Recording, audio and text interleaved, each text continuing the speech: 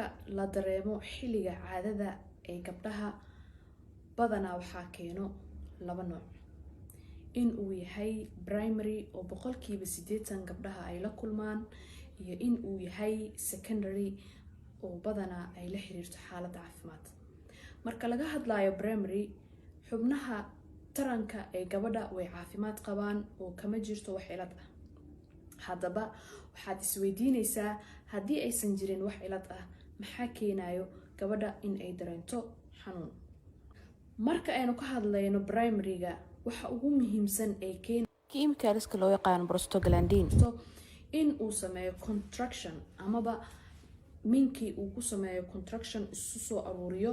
Contractionkaasna waxaa ka dhalanayo in gabadhi ay ka timaado caadada.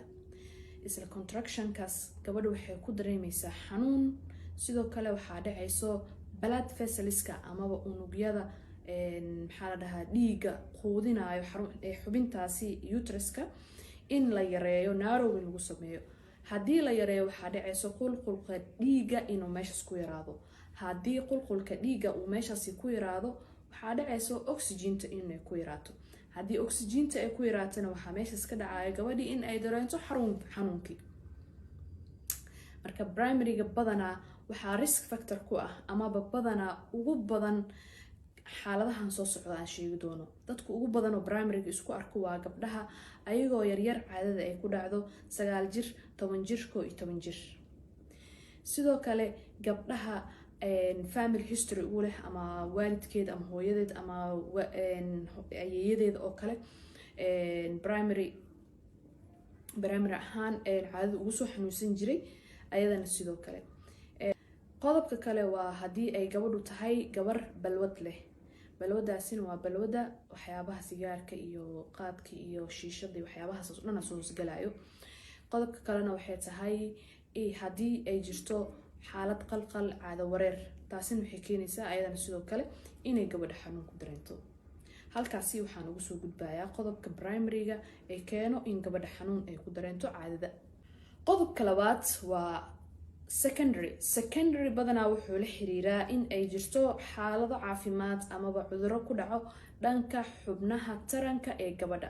xubnaha taranka marka ka hadlayna ee gabadha waa yani uteruskii, minkii, fallopian tube waxa loo yaqaano, ovarieskii ama ugxaanta meesha laga soo deeyo in ay cudur ka jiraan. cudurka ugu muhiimsan ee badanaa keena in gabadha ay caado ku xanuunsato waxaa loo yaqaanaa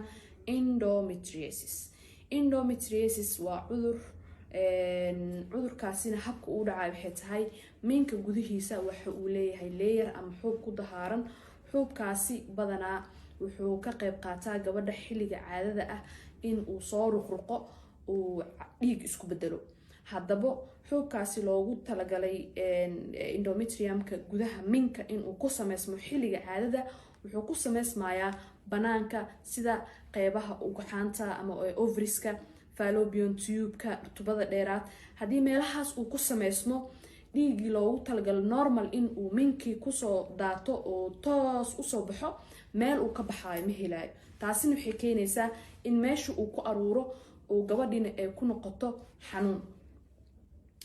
marka aan qodobkaas kasoo tagno waxaa jiro sidoo kale cuduro kale ovarian cyst la dhaho, maxaa la dhahaa fibroidiska oo kale, pelvic inflammatory disease-ka.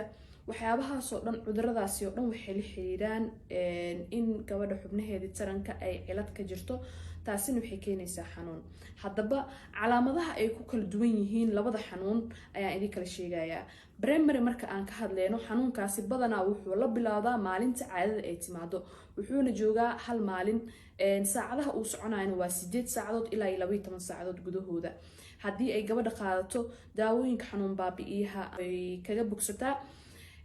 xanuunkaasina badanaa wuu yaraadaa mar walba oo gabadha ay da-deeda sii weynaato. halka loo barbardhigayo dhanka kale ee secondary-ga cudurada badanaa sababaan. xanuunkaasi badanaa wuxuu dhacaa marka gabadha aysan caadada ku dhicin ka hor 2 beri ilaa 3 beri. caadada marka ay ku dhacdo kadibkeedna wuxuu soconayaa xanuunka ilaa iyo 2, 3, 4 amaba marmarka qaar inta ay caadada u joogto. haddii gabadha ay isticmaasho daawooyinka xanuun baabi'iyaha ahna kama dareemayso wax relief ah amaba kuma bogsato.